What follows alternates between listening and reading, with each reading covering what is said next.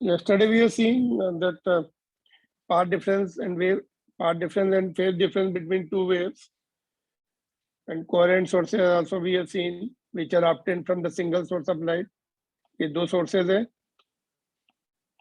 coherent sources, and उनकी waves point P, which is on the screen, super impose करेंगे तो वहां पर फेज डिफरेंस, पाथ डिफरेंस तो हमें दिख रहा है कितना होगा, है ना, दोनों का, the difference between the path travelled by two waves from their respective position to the point P where they superimpose. तो पाथ डिफरेंस से हमें फेज डिफरेंस मिल जाता है, और फेज डिफरेंस से हमें यहाँ पे पॉइंट पी पर इंटेंसिटी मिल जाएगी कि कितनी इंटेंसिटी है वहां पर, because intensity calculation involves the phase difference. Today we are going to see the relation of intensity. ठीक है, तो ये रिलेशन है phase difference and path difference का। If you know the path difference, उसको 2 पाई बाय लैम्डा से multiply कर दो तो फेज डिफरेंस आ जाता है उस पॉइंट पर। Alright, this we did it yesterday. Now we are moving on to the next part, interference of wave. This is the major topic of this wave optics. Interference क्या होता है और फार्मूले क्या इन्वॉल्व है, कैसे कैलकुलेट करते हैं। तो interference of waves is nothing but a redistribution of intensity of two waves coming from coherent sources according to superposition principle. Yesterday we have seen coherent sources, we have also seen the superposition principle. Coherent sources are one in which phase difference between two waves at any point remains constant always, and they are always obtained from single source of light. Superposition principle is nothing but a vector law. According to these two conditions, intensity of light, intensity is what? Energy per unit time per unit area, will be redistributed at particular place. ये जो आपको screen दिख रही थी, है ना, तो उसकी पूरी स्क्रीन पर रीडिस्ट्रीब्यूशन हो जाएगा उसमें इंटेंसिटी का, कहीं पर बढ़ जाएगी, कहीं पर कम हो जाएगी। If the intensity increases, it is called constructive interference, CI. If intensity goes down, decreases, then it is called destructive. एक दूसरे के कैंसलिंग इफेक्ट प्रोवाइड करती, आउट ऑफ फेज होते हैं वेव्स, डिस्ट्रक्टिव डिक्रीजिंग इफेक्ट होता है। इन फेज में उस पर्टिकुलर पॉइंट पी पर they are meeting in phase, it will be constructive interference. So on whole screen, somewhere they will be in phase, somewhere they will be out of phase. So we get the intensity distribution. It will be, some points will be very bright, some points will be dark, some points will be in between. Same will happen in the sound wave also. Sound wave may, at some locations you will get the louder sound, much louder sound. At some locations you will get much lesser sound or zero sound even. That will be called destructive interference. जहाँ पे louder sound आएगी, that will be called constructive interference. Clear? Interference समझ में आ गया? So it is nothing but a redistribution of intensity, or you can say energy also. Intensity involves the energy. All right. So how to get the intensity? अभी redistribution जो है उसका कुछ formula होना चाहिए, कहाँ पर कितनी इंटेंसिटी होगी। Let's do that. तो रिलेशन निकालते हैं, पहले एम्पलीट्यूड का निकालेंगे or intensity directly proportional to amplitude square, then we'll get the intensity for relation for intensity. More or less, this relation is nothing but a vector law. Vector law का जो formula है, end result is same, but method is slightly different. How to get that? Let's do.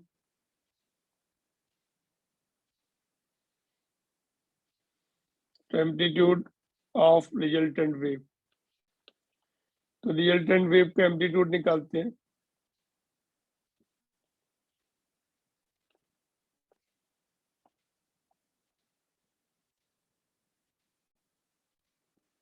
Consider two waves coming from coherent sources and interfering at point T are given by y1 is equal to E1 sin omega t and y2 is equal to E2 sin omega t plus phi. E1 is the amplitude of first wave. E2 is the amplitude of second wave. Phi is the phase difference at point P. Same diagram is continuing जो अभी हमने path difference का देखा था. Same we are talking about. ठीक है. Wave की equation में लेकिन x भी आता है. डू यू रिमेम्बर वेव की इक्वेशन में प्लस माइनस के एक्स भी आता है. तो ये टर्म हम x इज इक्वल टू 0 करते हैं. We imagine at origin they are interacting where x will be 0. So we have not mentioned x here, but you should remember x is also there in the waves. kx वाला term. अगर आपको याद है equation which we did it in the sound waves, mechanical waves in 11th. तो x वाला term को हमने origin पे we are imagining they are interacting at origin. Now दोनों का ऐड कर दो y, resultant wave will be given by y1 plus y2. Now putting the values of y1 and y2 और इसको एक्सपेंड कर लो. sin a plus b वाला formula, sin a cos b plus cos a sin b.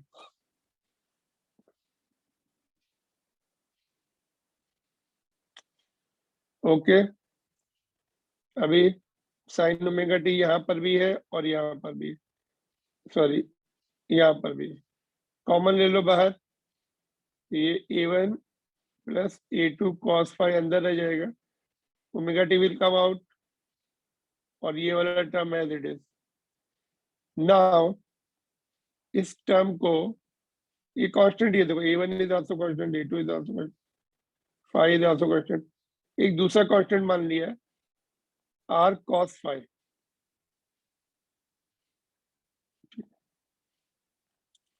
जिसमें cos वाला term है उसमें cos ले लिया और जो sin वाला टर्म है उसमें sin एज्यूम किया. ये सब these are equivalent to r cos phi and इसको हमने r sin phi लिया. ठीक है.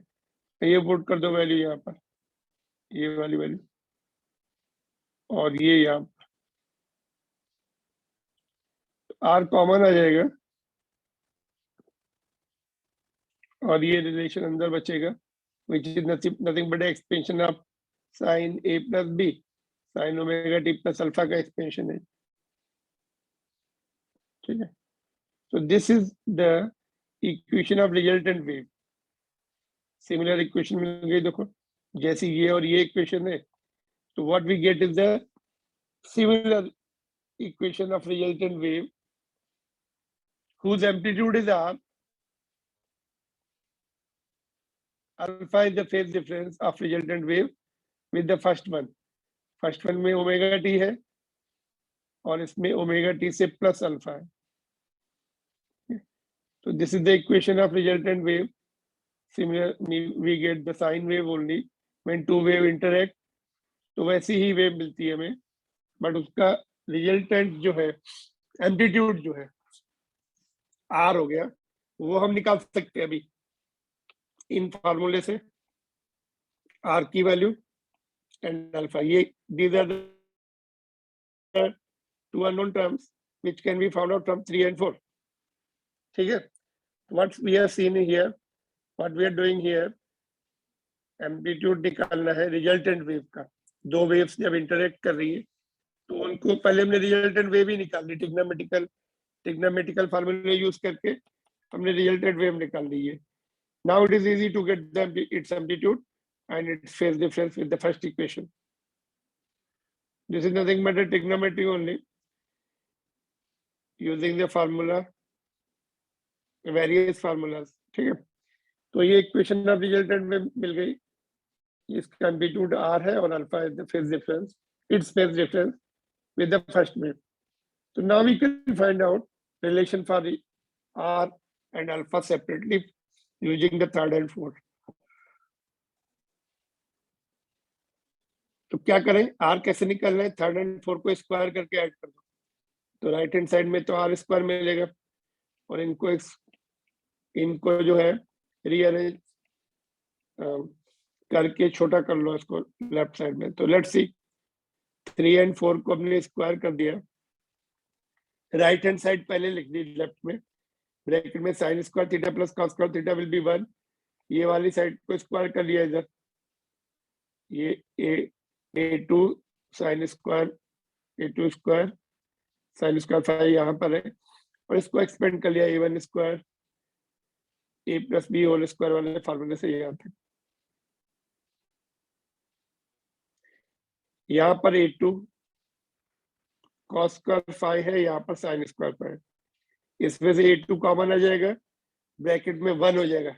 Sine square 5 plus cos square 5 will be 1. a1 square ये a2 स्क्वायर आएगा, इसके साथ कॉमन लेकर ये एज इट इज. तो ये आपका r का फार्मूला मिल गया. Have you seen this formula anywhere? इस टाइप का फार्मूला देखा है कहीं पर?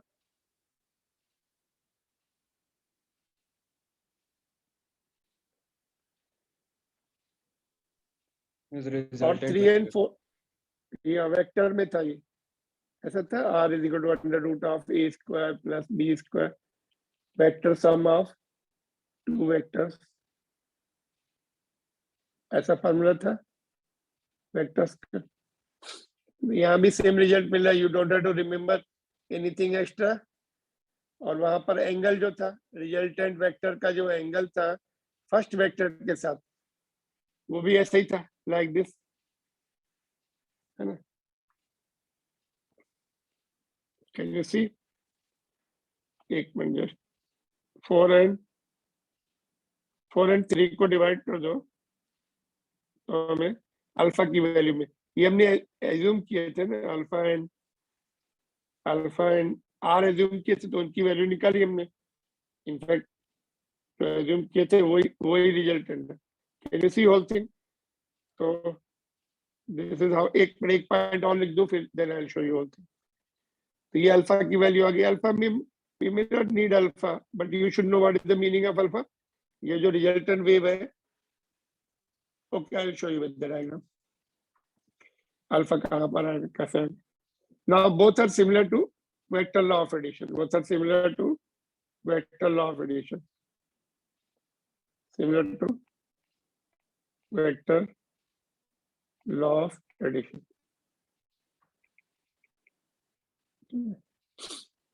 So you can see whole things together.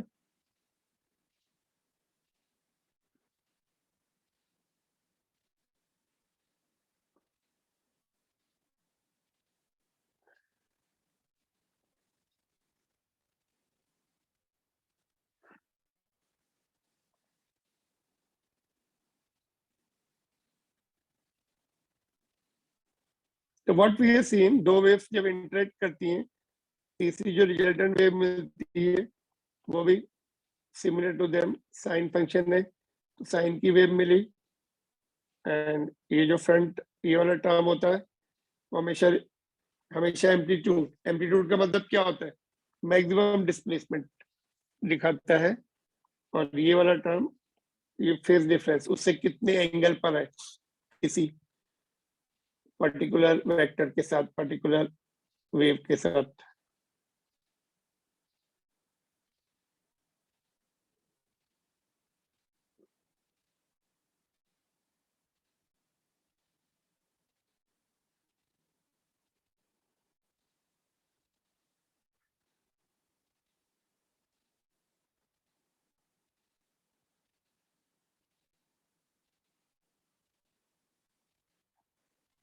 ठीक है। तो अगर हम इसको वेक्टर से रिलेट करके देखेंगे वाले टर्म को, अरे दो,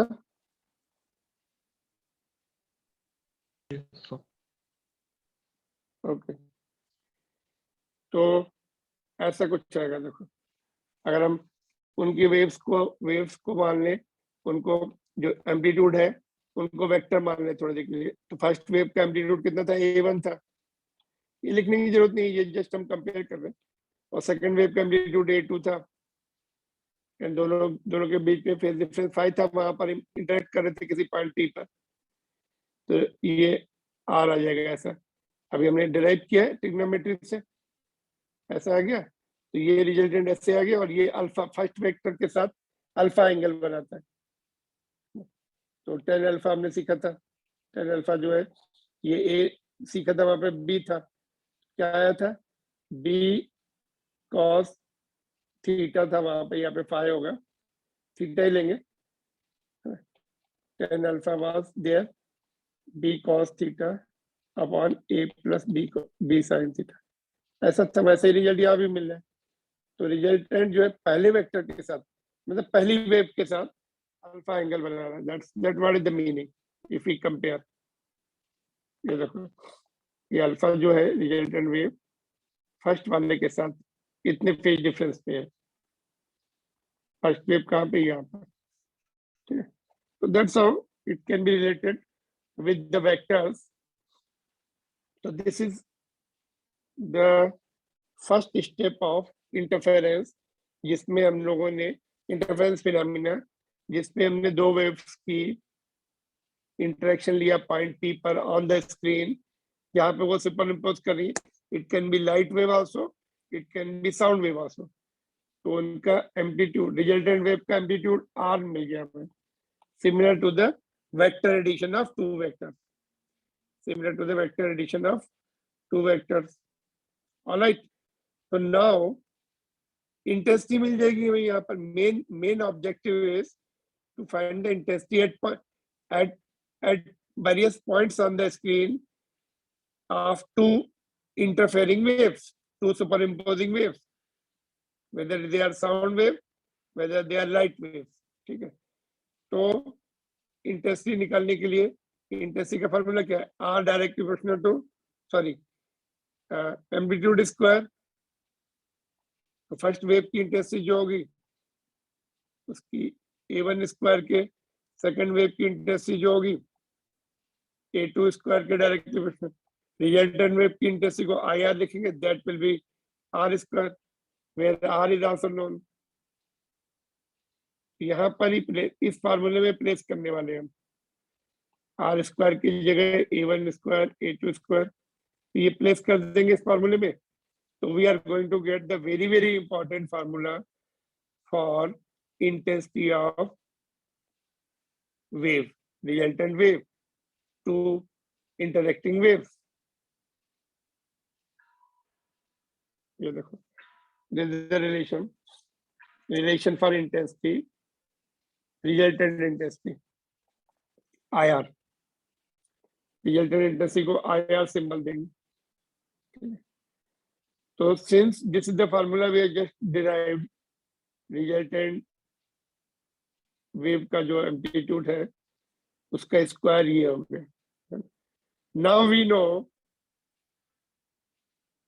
intensity is directly proportional to amplitude square, amplitude पता है तो उसके इंटेंसिटी के स्क्वायर के डायरेक्टली प्रोपोर्शनल। तो यहाँ पर कुछ के आ जाएंगे, यहाँ भी के आ जाएंगे, डायरेक्टली प्रोपोर्शनल में कांस्टेंट ऑफ प्रोपोर्शनलिटी भी आ जाएगा, बट दोनों तरफ रहेगा, इधर भी रहेगा इधर भी, सब में रहेगा। तो constant of proportionality is going to be cancelled, तो उसको क्या रहेगा, we are not interested in that. बहुत सारे टर्म्स रहते हैं उसमें, फ्रीक्वेंसी वाले, है ना, तो वो सब फुल फार्मूला अपने कोर्स में नहीं है। तो they all are identical in constant of proportionality, both side will get cancel. जहां पर अच्छा, तो I1 इज directly proportional to A1 square, first wave की इंटेंसिटी उसके एम्पलीट्यूड के स्क्वायर के बराबर, सेकंड की उसके एम्पलीट्यूड के स्क्वायर। रिजल्टेंट वेव की इंटेंसिटी का सिंबल IR लेंगे, वो उसके एम्पलीट्यूड के स्क्वायर के डायरेक्टली प्रोपोर्शनल। तो आई आर स्क्वायर की जगह ये आ जाएगा और ए वन स्क्वायर की जगह ये और I2 इधर अंडर रूट हो जाएंगे। cos phi as it is रहेगा 2 एज इट इज। तो कैन यू सी हियर, ये आ गया और ये दोनों के आ गए और ये 2 एज इट इज। A1 यहाँ पर जब हम अंडर रूट लेंगे ऐसे लेंगे, A1 करेंगे तो ये रूट में शिफ्ट करना पड़ेगा। दैट कम्स हियर, दोनों में A1 A2 है तो I1 रूट के अंदर चला जाएगा। तो this is what is the very important formula, very very important. इस पे न्यूमेरिकल्स बहुत आते हैं, ठीक है। तो ये रिजल्टेंट इंटेंसिटी का फार्मूला मिल गया और इसमें मैक्सिमम कब होगी इंटेंसिटी इसके ऊपर। Now cos phi is the deciding factor, cos phi is the deciding factor. If it is 1 तो IR will be maximum,